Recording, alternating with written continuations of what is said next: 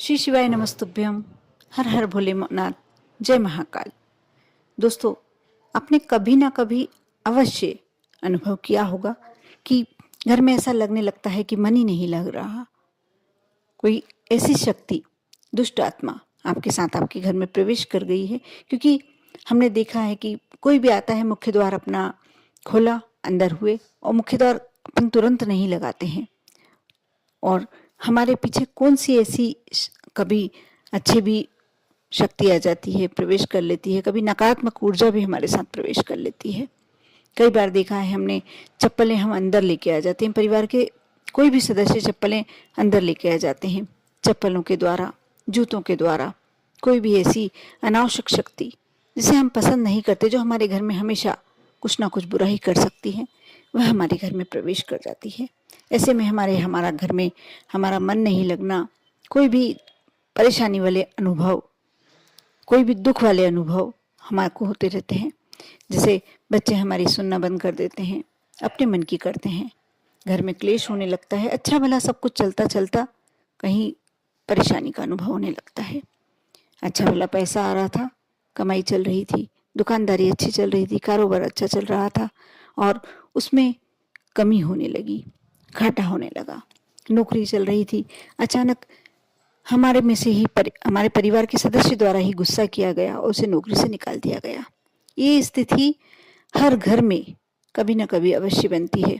और ये जब बनती है जब हमारे घर में कोई अनावश्यक शक्ति प्रवेश कर जाती है, कोई दुरात्मा। और ऐसे में क्या करना चाहिए? बहुत ही सरल उपाय हैं जिसे कर कर आप अपने इस समस्या को दूर कर सकते हैं।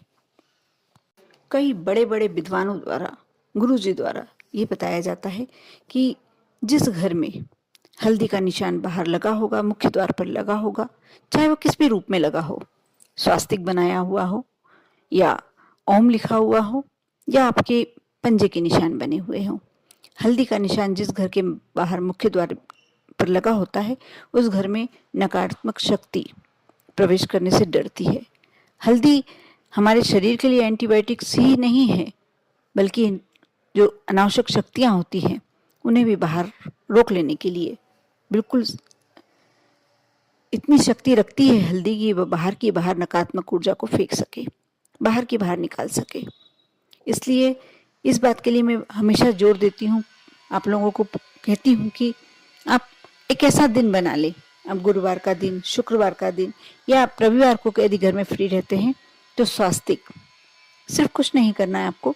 सुबह उठे, स्नान किया और थोड़ी सी हल्दी घोली, जल में घोलें, गंगा जल में घोलें, जैसी आपकी श्रद्धा है, जैसी आपकी इच्छा है। स्वास्तिक का निशान बनाया, ओम या तो ओम बना लें। महाकाल का जहाँ ओम का नाद जहाँ होता है, या ओम शब्द जहाँ अंकित होता है, वहाँ कोई भी परेशानियां घर नहीं करती, आती हैं और चली जाती हैं, बाहर से ही निकल जाती हैं। बिल्कुल 100% सही बात है ये। और आप हफ्ते में एक दिन ऐसा कोई निश्चित कर लें, और जरूरी नहीं है कि आप उस दिन किसी कारण से नहीं कर पाए हैं तो आपको वह दिन जरूरी करना ही है। आप सप्ताह में 10 दिन में एक बार उस जो आपने जो भी बनाया है निशान, उसे साफ करके फिर से नया बनाएं। ये कई लोगों ने बनाया भी है, लेकिन हमेशा शिकायत कई लोगों की कमेंट्स में भी ये आते हैं कि हमने बनाया, हमको कोई फर्क नहीं दिखा।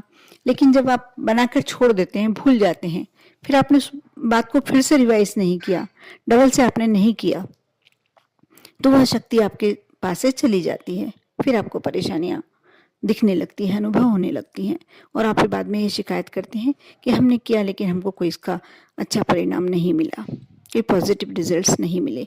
इसलिए मैं कहूँगी कि आप खाना खाते हैं तो एक दिन में एक बार खा लिया, ऐसा तो नहीं है कि आपने दूसरे दिन उसके कारण से नहीं खाया कि हमने कल खा लिया था।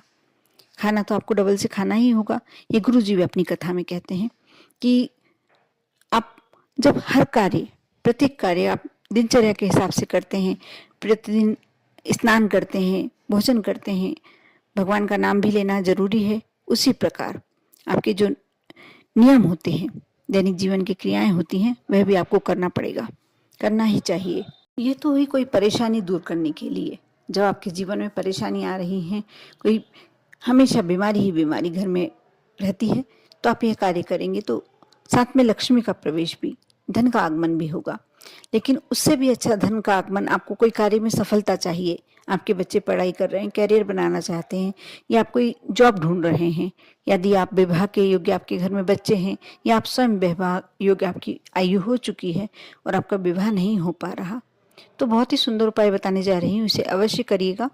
आप अपना, जो आपके घर में मुखिया है, सबसे बड़ा व्यक्ति है, जिसके कारण आपका घर का पूरा कार्य चल रहा है, कार्यभार पूरा उस व्यक्ति के कंधे पर है, उस व्यक्ति का भाग्यांक आप अपने घर के मेन गेट पर अंदर की तरफ लिखें, रेड पेन से लिखें, और ऐसा लिखें कि कोई दूसरा व्यक्ति उस पर ध्यान नहीं जाए, बिल्कुल छोटे छोटे शब्दों में।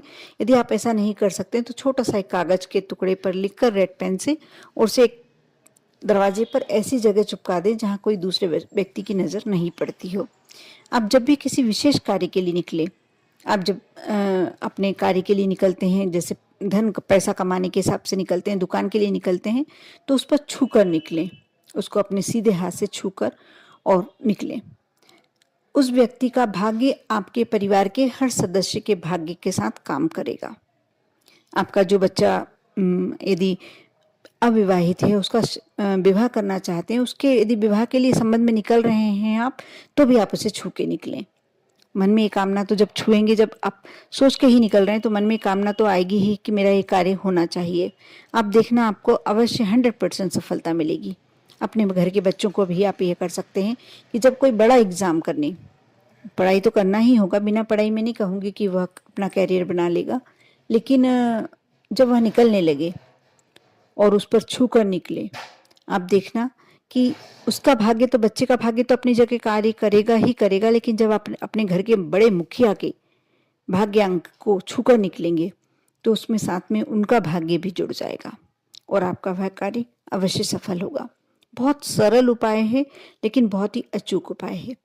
ऐसा भी कर सकते हैं आप कि जैसे आपके घर के प्रत्येक सदस्य, आप जिसके लिए कार्य करना चाहते हैं, तो आप उसका भाग्यांक, उसको हरे पेन से लिख लें एक छोटे से कागज पर, या तो उसके जेब में रखवा दें, या वह जहाँ बच्चा है तो पढ़ाई करता है उस टेबल पर रखवा दें, कोई कॉपी में रखवा दें, बैग में रखवा दें, या और आप यदि महिला हैं तो आप अपने साथ जहाँ आप किचन में खड़े होकर कार्य करती हैं वहाँ लगा दें, या अपने साथ वहाँ रखें।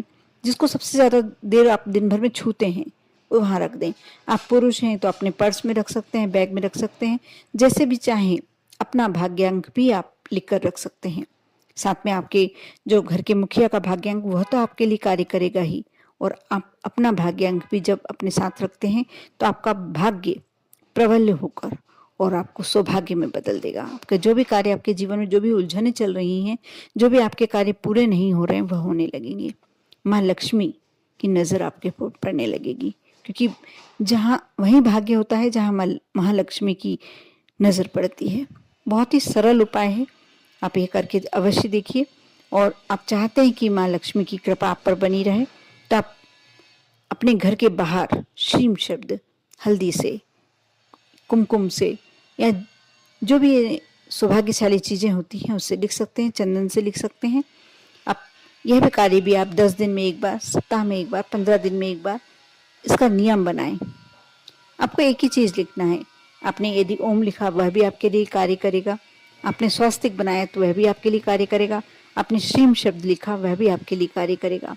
ये आपके भाग्य को बहुत ही अच्छी, जल्दी उन्नति की ओर अग्रसर करते हैं। आपने ये सुना और आप अवश्य विश्वास के साथ करेंगे तो मुझे पूरा विश्वास है कि आपके जीवन में परिवर्तन तो अवश्य आएगा। कर देखें। आप कमेंट्स में श्री शिवाय नमस्तुभ्यम लिखना ना भूलें। ओम नमः शिवाय।